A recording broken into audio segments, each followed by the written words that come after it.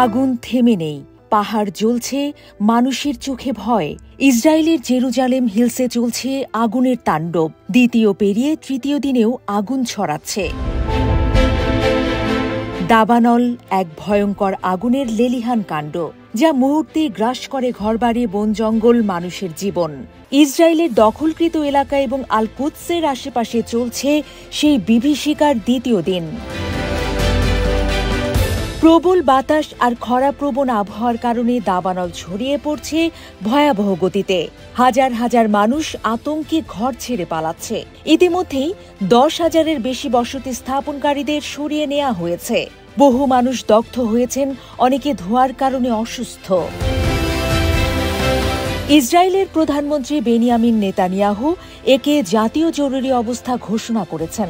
তিনি জানিয়েছেন, পরিস্থিতি নিয়ন্ত্রণের বাইরে চলে গেলে আগুন আল কুদস শহর পর্যন্ত পৌঁছে যেতে পারে।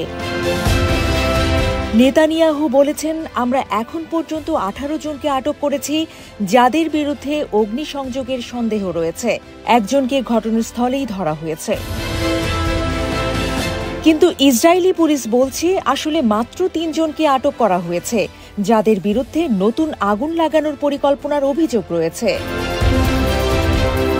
ইউরো মেডিটেরিয়ান হিউম্যান রাইটস মনিটরের রামি আব্দু অভিযোগ করেন, ইসরায়েল তার নিজস্ব ব্যর্থতা ঢাকতে ফিলিস্তিনিদের দায়ী করছে।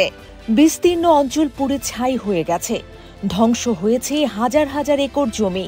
ইসরায়েল সরকার গ্রিস, সাইপ্রাস, ইতালি সহ কয়েকটি দেশের কাছে সাহায্য চেয়েছে।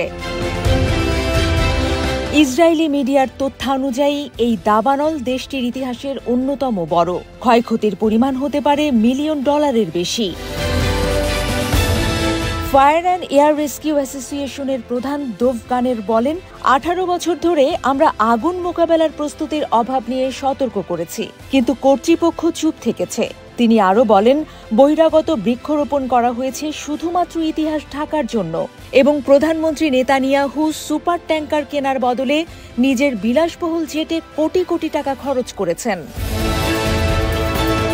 এই আগুন শুধু বন নয়, পুড়িয়ে দিয়েছে বিশ্বাস, পরিকল্পনা আর মানবিক মূল্যবোধ।